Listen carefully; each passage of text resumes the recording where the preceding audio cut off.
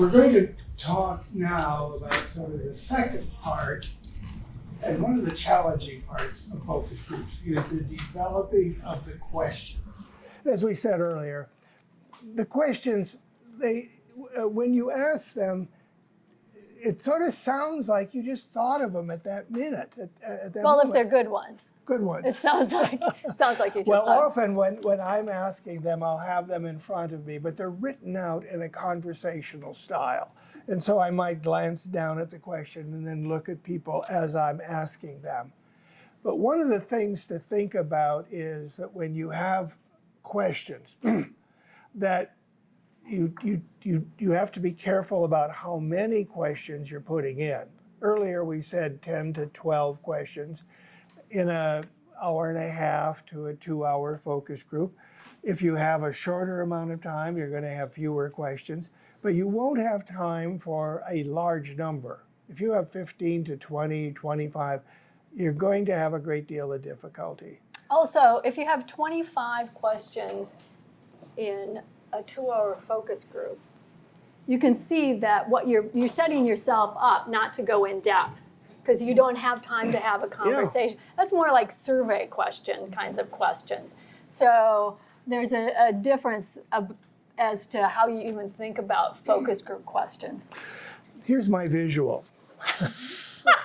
What this represents, it's sort of how focus groups got their name. They called it a focus group because the questions have a focus to them. They start off at the beginning of the focus group rather broad.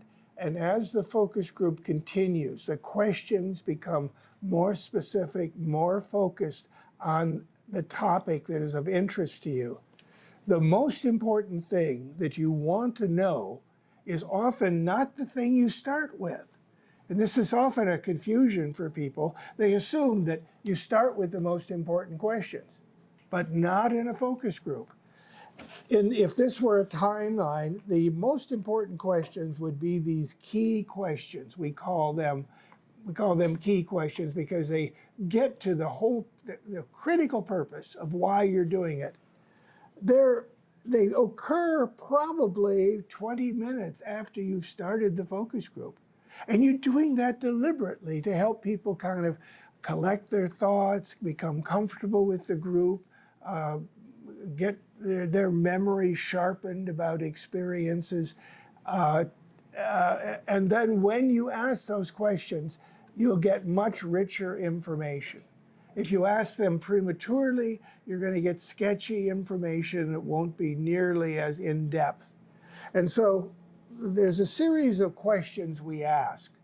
We'll ask opening questions that sort of are the icebreaker that get people acquainted with each other. And then we have what we call an introductory question. It introduces the topic.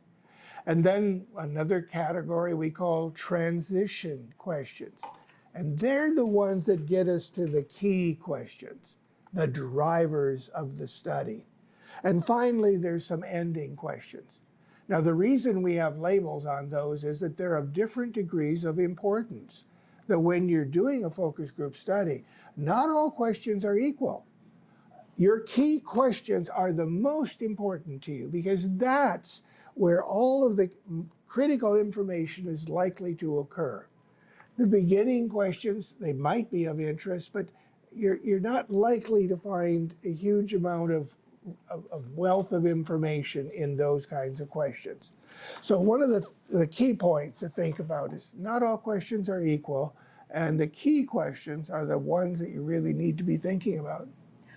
So how do we come up with these questions? What kind of process do we use?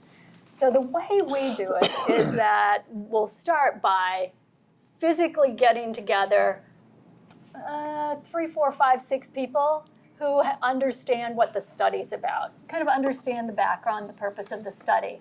And we'll just brainstorm questions. And we say, if this is the purpose of the study, what kind of information do we need in order to get at that purpose? Or what is the kind of information we need to take the next steps with this?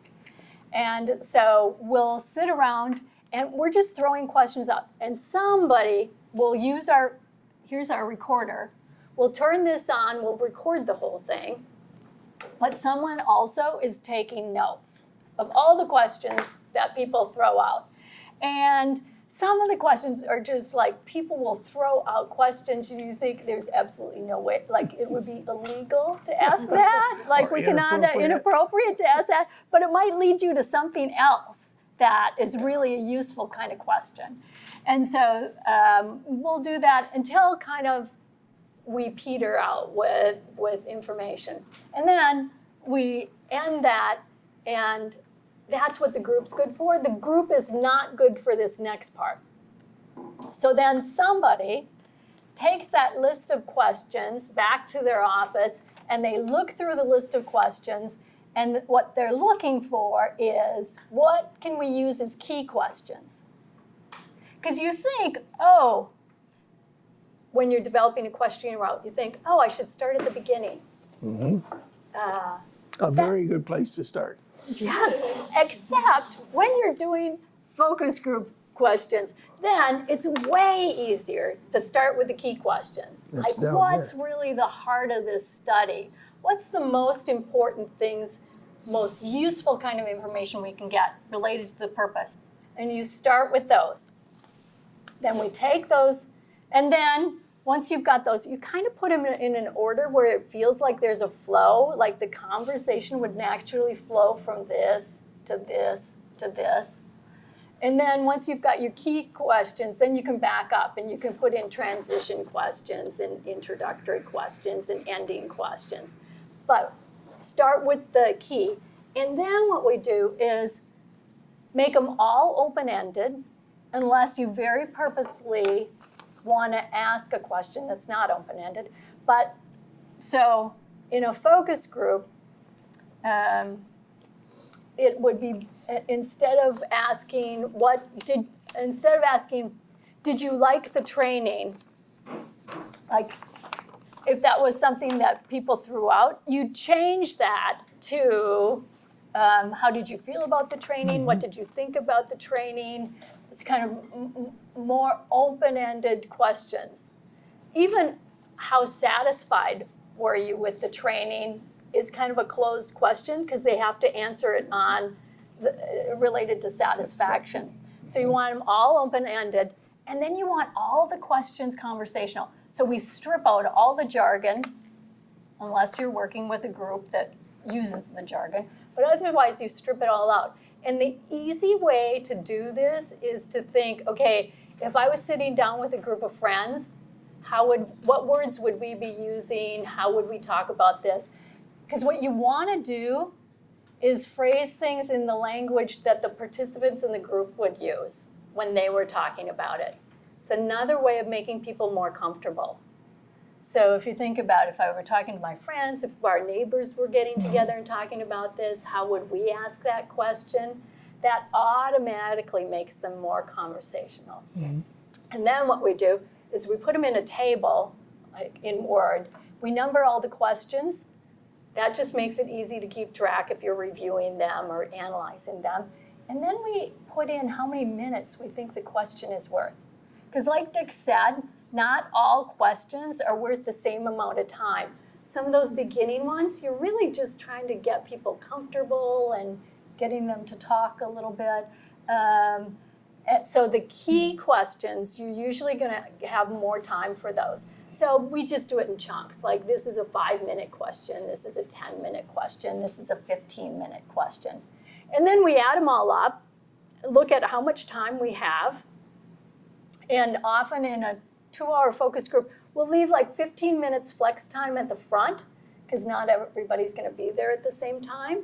And then we'll leave a little, like maybe 15 minutes at the end for wrap up, giving out incentives. Sometimes in public health, people will bring information in, like a pack. Let's say we were doing the lead exposure one, and you want to leave people in a better place than they came. You might want to take that time to answer their questions, or you might want to give them a packet of information, or you might want to give them a card where they could call for more information. So you want time to do that at the end. So in a 2-hour block, again, maybe 90 minutes, you plan for about 90 minutes of conversation, and with that, maybe 10 to 12 questions. And then what we do is once we've got that, so let's say I'm the person with the flip chart and I'm coming up and I'm doing all these questions, then what I do is just email them back to the team. And I say, okay, how do these look? If this is the purpose of our study, are these questions going to get us there? What language needs to be revised? What needs to be added? What needs to be deleted? And we'll usually have a couple iterations of that before we then go out and start using the questions. A couple tips on writing those questions. You know, one of the things that people sometimes do is they'll take a question they used in a survey and put it in. It's kind of an open-ended question.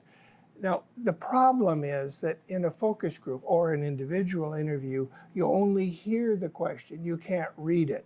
We don't give people a copy of the questions as we're asking them. And so the question has to sound good to the ear. Now, what that means in a practical sense is you can't have too many words in that question. If you ask a question that has, 20, 25 words, you've got to be really careful about how you're asking it, or people will get lost. Short and sweet questions, right to the point, so that they sound, that they get it at the first time you hear it. You shouldn't have to repeat the question, but you do repeat if it is unclear. Now, there are times when you do need to explain the question. But if you do that, you kind of have the short and sweet question, then you give the explanation, and then you ask the question again. We call it sandwiching. So you start with the question, you give a little explanation, you ask the question again. Right, so they're focusing on the question. Now, there's a couple things to think about in words. And it's interesting, like one of the things to be careful of is asking why. And the interesting thing is when you look at someone and you ask why, oftentimes some interesting things happen.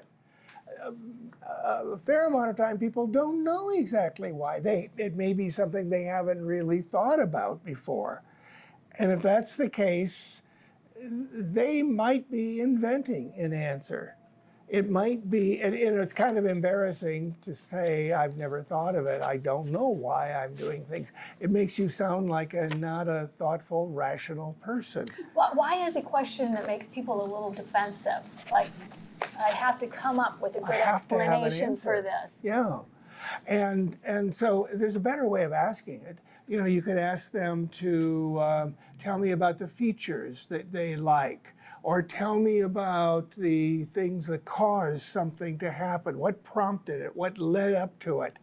There's an old book back in 1936, Paul Lazarsfeld wrote a book, The Art of Asking Why. And that's what Lazarsfeld, way back almost 100 years ago, said. Instead of asking why, break it into two parts. Ask them what prompted it or what caused it, and then ask them what are the qualities, the features, the characteristics that attract them or draw them to it. Those ways will give you more information than asking why. It's also better from an analysis standpoint, Yes. because from an analysis standpoint, why is a messy question, because people can kind of go at it from different ways. Another tip, and we don't have it in your notes, but one of those to give thought to, is to start a question with think back. Think back to, and then you name a situation.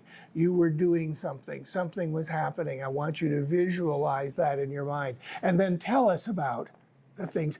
The reason that question works well in a focus group is that it anchors them in a concrete, specific answer. The thing that will cause you problems in focus groups and specifically in analysis is ambiguity. When people go off on a philosophical answer, like giving values and beliefs, what you want is actual practices and behavior. What have you done? What has taken place? grounded in the actual things that have happened, not on the dreams or the wishes or other things that are happening. If you want to find out about behavior, you have to ask about it, not about their wishes or dreams. But think back is a good way of starting a question. One of the things we often find helpful in public health, this is a useful thing. You're talking about habits, lifestyles, things that it's easy for others to make judgment. Oftentimes they're a bit fearful of public health workers because you've been telling me I've got to eat the right foods, I've got to get the right exercise. And you look at me and you ask me those questions and I know the right answer. I know and the I might answer you feel like, want. yeah, I might feel like I'm supposed to give this answer. Yeah. What you want to do is, And sometimes they give you that answer and it's erroneous. And so you've got to give license for them to be truthful and honest. Like, things like, well, we know these things are hard and it's okay to share things. We've done a lot of groups with smokers. And what we find is when we do these groups, we're very respectful of people who smoke. It's a choice they made. It's okay. We're not there to make judgments. and we're not there to convince them that they shouldn't be smoking. That's often what they feel like when you're coming to a focus group and it's around a health thing. Oh, they're going to try to convince me to do this thing, and I don't want to do this thing. And so when you're recruiting and when you're having the focus group, it really does have to be a permissive, non-threatening, non-judgmental kind of environment because they'll pick up on that really quickly. And asking the questions, even when it's on a negative topic, in an honoring way. Smokers often have had a number of quit attempts. Every time they've done it, they've learned something. Now, it's valuable to find out what they've learned from those experiences. They've done something. We were doing some with 30 packs, 30-year pack. 30, yeah, a pack a day for 30 years. That's a lot of cigarettes. And they had a lot of insights about smoking and how you stop and what's hard and what's difficult. And if you've never smoked, you wouldn't know those things unless you created that environment for them to talk. Now, one of the things that we like to do in a group, if you can, is to do some things that are what we call active questions. That means you touch, you feel, you move, you sort, you draw a picture. And there are some people that are really good at talking, verbalizing, but there are other people that can express themselves better if they can draw a sketch. But you've got to think that through of how you want to do it.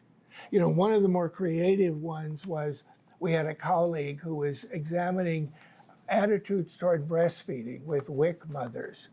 And she would have a group of WIC mothers around the table and pour out pictures of women that were torn out of magazines out onto the table.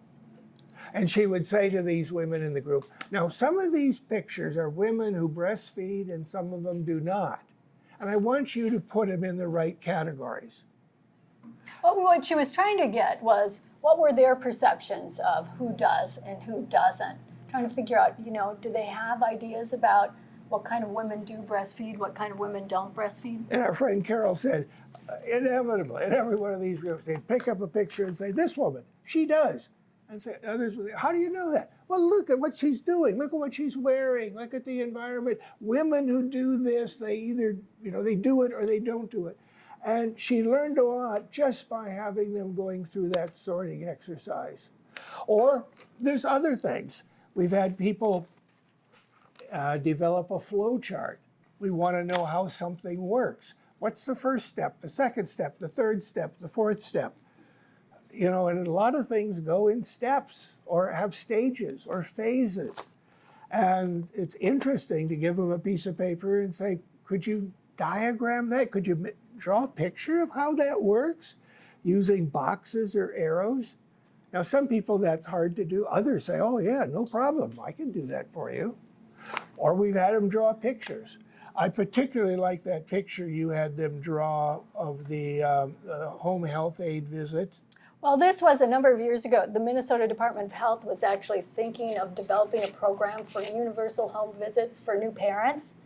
So they're at the planning stages. They're trying to figure out what should this program look like for the parents to think it's this is something we want to opt into. So we did focus groups kind of around the state with moms and dads. And one of the things we had them do was draw a picture of an ideal home visit. And so we just led them. We gave them, markers and paper, and we said, okay, a nurse comes to your house. The nurse is bringing something. The nurse has something in the nurse's hand. What is it? What's the nurse bringing? And draw yourself. Draw who else is there at the home visit. Draw your baby. How old is the baby? So we had a number of things, but then we had them do, those little cartoon bubbles where the person is saying something, and we said, okay, the nurse is saying something. What is the nurse saying? And across groups, across the state, the thing the nurse was saying was either you're a great mom or you're gonna be a great mom. It was this thing with an emotional tone to it. But the way the program was originally being conceptualized was it was about bringing information. And so if they had kept it at, we're going to bring them kind of information, and hadn't kind of thought about, and how do we connect that with the real emotional support that the families want, the program wouldn't have worked as well. So the idea of having people draw things, I don't think had we just had people, talk about what the ideal home visit is, I'm not sure they would have said something like that. But by having them draw it, we actually got that information about, here's the tone I want to this visit. These action things, these are, when you do your brainstorming, you can bounce off a few activities like that. You can be inventive, you can be creative. The critical thing is you have to know how you're going to analyze it. I think one of the ways that focus groups are used a lot is to pilot test things. And when you pilot test them, one of the beautiful things about the way to use the questions is you can actually give them physical things to react to. Yes. So if you're coming up with a new policy, you could give them like a paragraph on 3 different ways this policy could work. Or when our friend who was working on increasing the incidence and duration of breastfeeding, what she did focus groups on the front end to kind of understand how women felt about breastfeeding and what the barriers and incentives were. Then she went back and she had developed like PSA announcements of curriculum materials. They actually had designed like a garment to wear. And so she took all of these back out and did focus groups about what do you like and what don't you like about these? What are the advantages and what are the disadvantages? Usually offering about 3 different versions of whatever it was. So that's a different kind of questioning route often, is the pilot testing. A lot of times organizations are concerned about policies, rules, regulations, procedures, how they operate. And they want to hear from employees or sometimes clients, people who have made use of the services. And one of the effective ways is to have examples of 3. I'm not sure what it is about 3. 3 is sort of a nice number. 5 is too many, 2 is not enough, but 3 options of a new policy on whatever it might be. And they might be in writing, it might be bullets, but people do a side-by-side comparison, and you ask them, which of those would you recommend? Which of those would be most useful? What concerns do you have? And basically, it's sort of the mental task of comparing and contrasting is much easier than just inventing things on their own. The Wisconsin Department of Natural Resources does that with anglers and hunters to try to set the bag limits or the limits for fish for hunters and people who fish. And they find it very useful because when they listen to these people who are doing it, it cuts down on the time and effort for compliance. In other words, the game wardens aren't arresting as many people because it's intuitive. The rules make a lot of sense because they've listened to the people who are doing it. And so an active-oriented kind of a question. They take time, but they often can provide some valuable insights. I just want to mention one that we use an awful lot is that, these are just those 5x8 index cards. We always have a bunch of them in our bag. And you might have a question where you hand this out to everybody and say, I want you to write down three reasons for this, or 3 ideas about this. And then we'll list them on a flip chart, go around, we'll list them. And then we'll ask, which of these to you is most important, go around, ask. And then those are the things that we talk about, because you don't have enough time to talk about it. So it can be as simple as having people write things down. Well, I just want to mention one, back to my visual diagram. The opening question is the icebreaker. And as Marianne said, this is a question that gets people ready to talk with each other. You're getting them to share something about themselves so that they see others in the group as someone who, they're like me. We have got similar things in common. We have children of the same age. We live in a similar kind of a community. We've done certain things. And so those questions have a unique purpose. The other kind of a special question is the last one. You need 1 or 2 questions to bring closure to the group. One of our favorites is we'll ask people and we'll go around the group. And usually these are the only questions where we go around and try to get everyone to answer. Kind of the first and the last. First and the last. And one of our favorite questions for ending is, of all the things we've talked about today, what to you is the most important? And we'll let each person talk about it a bit and give the reason why it's important. And there's variations of that. If you had 1 minute to talk to the governor of the state or some prominent person and how to deal with this problem we're talking about, what advice would you give them? But the ending question is a way of sort of bringing closure to the focus group. And then what you always want to think about is when you're looking at those questions is, do they actually help you with your purpose? What tends to happen is that you come up with a study design, and then it's a little bit before you design the questions and you come up with a questioning round. I think people forget to go back and look at the purpose and make sure that all those questions support your purpose.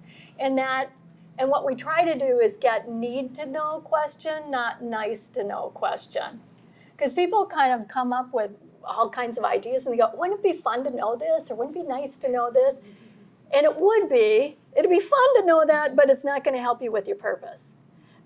So just make sure that those questions match the purpose and are actually going to help you take whatever the next steps are that you want to take. Well, that's sort of the nuts and bolts of developing questions. This is a task that will take you a fair amount of time. You should not rush this one. And this is where getting feedback, having a small group of colleagues working with you on this to provide some insight can be very helpful. It increases the quality of those questions. What questions do you have about what we've just talked about? Asking questions, developing questions.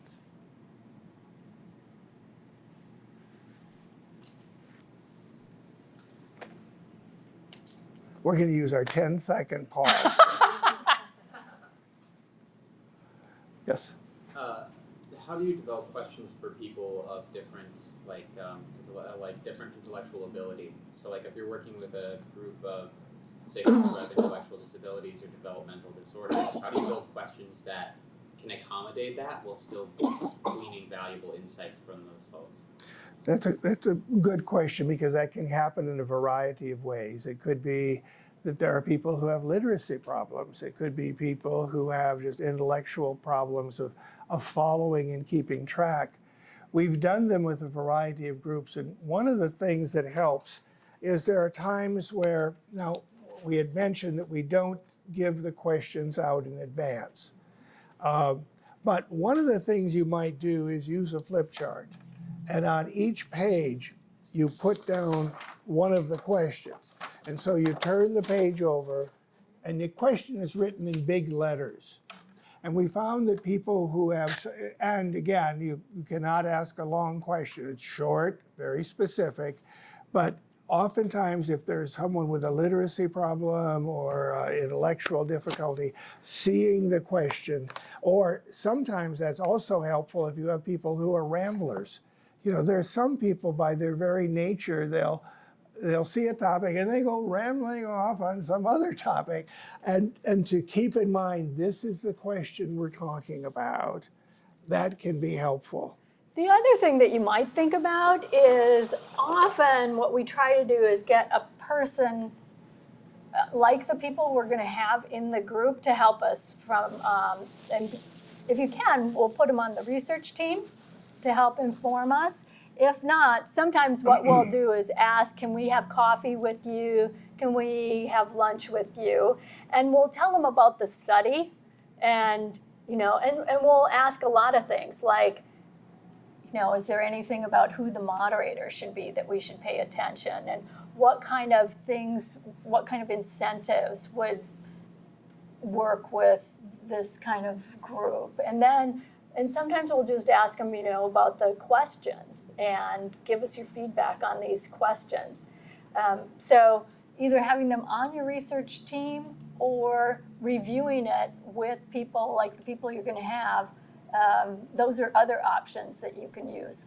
Some people, by just the way they're made up, have more of an ability to grasp a question and give you an answer than others. Like one of the things that I told you about, the possibility of having people make a little diagram of how things work, what comes first, what comes second. I remember doing that with a few, I think they were middle school students. And I found it interesting that they seemed to have, some of them in the group, well, some of them picked that up real quick. Oh, I know how to do that, they would write. But there were some of them who really were stumped at that. It was almost as if, I don't know how, I don't see the world as cause and effect. Things just happen. They happen. I don't know what, I mean, it sort of was an interesting revelation for me that question just did not work with some middle school students. And with some adults, it may not work. But it tells you sort of a little bit about their mental makeup and where they are. And so just because it works for you doesn't mean that it's always going to transfer to other audiences. One of the other things I'm just going to mention here is that sometimes you might be wanting to do focus groups with people whose first language isn't English. And then what do, right? Often what people want to do is have a translator in the group. But that is not conversational, right? It just slows everything down. Yeah. And so what we'd recommend is that you develop your questions and then you get a team of people who can moderate that group. You ask them to translate the questions into the other language. They do it in whatever the language is, and then they translate and transcribe it back into English for analysis. It works much better that way than trying to have a translator in the group. Back there.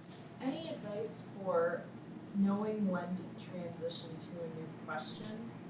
Like I know you talked about thinking about like how many minutes would we want to dedicate to a question like this, but just like any sort of insight on like, okay, now is when this is where I have the opportunity to kind of dive deeper. Part of that in every group will be different. And so sometimes you'll have a group that is very talkative and you know it right from the beginning. What you may want to do is skip some of those early questions because they're not the ones that are going to be, they're not your key questions. And as the moderator, you just make the decision, okay, I'm going to jump to more of my key questions, and then if I have time, I'll come back to those earlier ones. So part of it is how, and if it's a kind of a quiet group, then often you can just spend a lot of time on a question. So part of it is how much time do you have, how talkative is the group, and sometimes you'll make a decision. Do we actually just they're talking about, you're on question 3 and they're talking about question 7, do you jump to question 7 or do you not? What you might want to do instead is, as the moderator, you take down the name of the person who's talking about question 7, and then when you get to question 7, you say, oh, Hannah, you were already talking, you already brought this up. Let's talk some more about this now. And it's kind of reweaving what people said earlier. So it shows that you were paying attention, you were listening to what they said. I'm not sure there's any. It's intuitive. Yeah, it is. I tend to like to, let's say that that's happening. You're on question 4, they're answering 7. I tend to like to go to 7 and say, oh, that's a good, let's talk about that. But then I make a note, okay, I've got to think about 5 and 6. Can I go back to them later? How important are they? So I'm kind of thinking about that as I'm doing it. I mean, maybe I can just drop 5 and 6. On the other hand, if they are important, maybe you go back to them. But the moderator should always know what are the critical questions, and if you have to drop a few, or skip a few, or shorten a few, which ones are they? And so, because sometimes the moderator is different than the person who is directing the study or the analyst. And so this is where they need to talk with each other about it. So if you've got a really talkative group and they're on, sometimes you just have to go, oh, this is such good conversation, but I'm going to move us to the next question because I want to be respectful of your time. And so you just make those decisions, as Dick said, about when to move on. Is there a certain number of key questions or a certain proportion of your time that you would allot to your key question? Like say, if it's 90 minutes, then I don't want to spend more than 30 on a key question or on key questions. So do not. No, I would say, because they're your key questions, you're going to want to spend most of your time on the key questions. More than half, I would say. More than half. And so if you've got 90 minutes, maybe 20 minutes are kind of the lead up to getting to the key questions, and maybe 5 minutes at the end. So, but the majority of your time should be spent on the things that are going to be useful and important. Okay. So, yeah. So you might have that opening question, an intro, transition question, and then you get into the key questions. One of the things you're likely to find is maybe you have 2 groups on 2 different nights. They were recruited in the same way. All the characteristics are the same on both groups. You use the same questions in both groups. You go in one night and it is exciting. It's dynamic. I mean, they're giving you this huge amount of richness of information, much more than you ever thought possible. It was just an abundance. You go into the second night and it's very different. And people have moderated for 20, 30, 40 years, and the professionals talk about this. They said there's some groups that are just like cold groups, that for whatever reason, we're not sure of what all these factors are. That you might find a group where the same questions just don't work as well, even though they were recruited and gotten in the same way.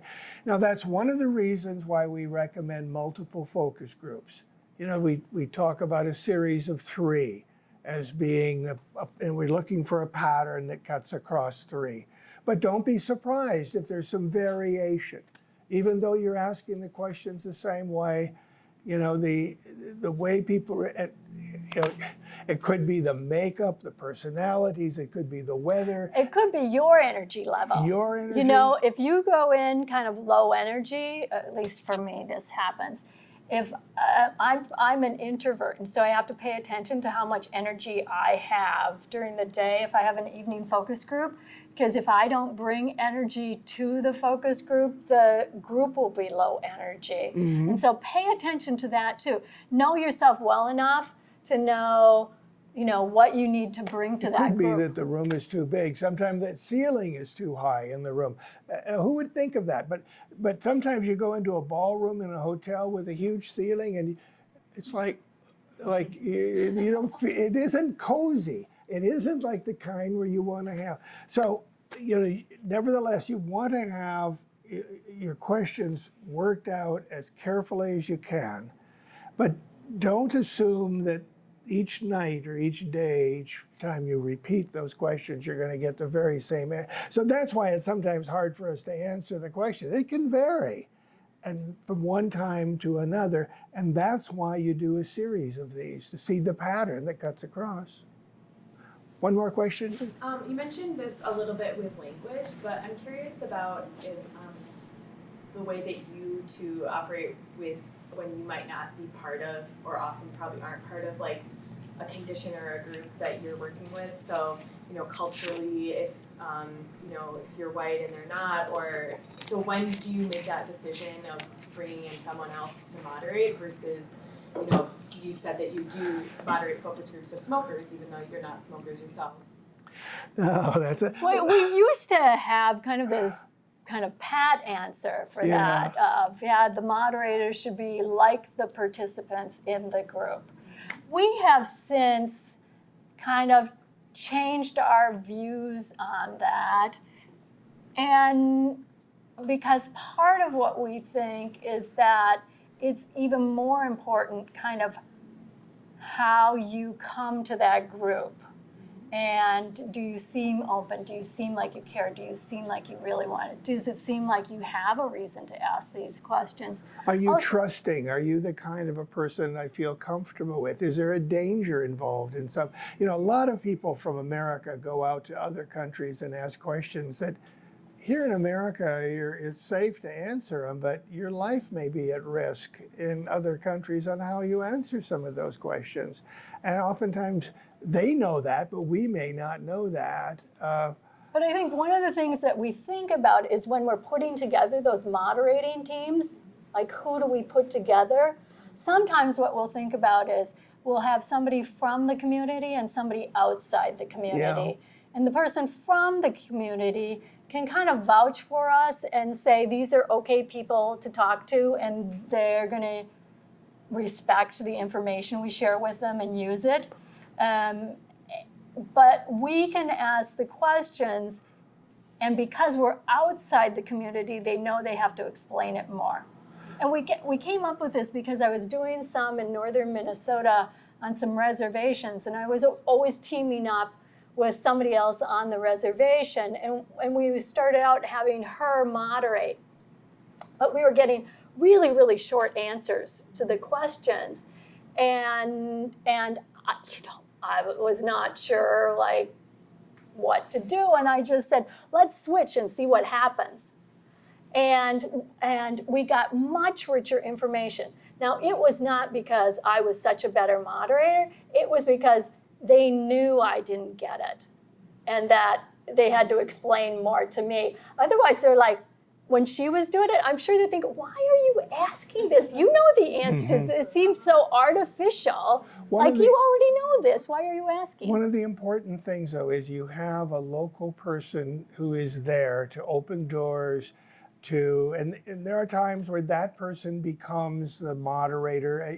It's one you're going to have to decide that yourself as you go into the field, because we found some times where local people are excellent choices and other times where they may not be. But for sure, a team of people who have somebody or some members of the team have roots in that place where you want to go and they know enough about it. Sometimes we'll actually, I know we're going long here, but sometimes we'll actually train a number of people from the community to do the focus groups, and they just go out and they do the focus groups in teams of 2 again, and then come back and we'll have them do a group analysis. So that's another way to involve the community in doing focus groups. I know we're out of time too, but I want to add to that. What's remarkable about that is when you give this away to people in the community. In other words, you're not doing the groups, you're teaching someone else to do them, and they're doing them within the community and bringing back. An interesting thing happens that doesn't happen when you or I do these groups. What happens is those people become very committed to finding a solution to the problem. And that when you or I do it, we'll write a wonderful report, but probably no one is going to act on it. But when local people do it and they get involved and they start listening to concerns and problems, they put pressure on other kinds of groups of people, and they know how things can get done. And what we've seen time and again is this is how communities change. And it isn't just some professional going out and dumping a report. It's when a professional works with local people, the local people own it. It's theirs. They believe in it. They're committed to it because it was like participatory research. They were involved in the process. And focus groups works very well with that. And so if you decide you want to give it away, it's going to give you a lot of headaches. It's going to take longer. If you're a real control freak, don't do this. It's not going to work well for you. You have to let go. And you never know what wild and crazy things they will do. But when you're done, probably action will take place, more so than if a professional did it.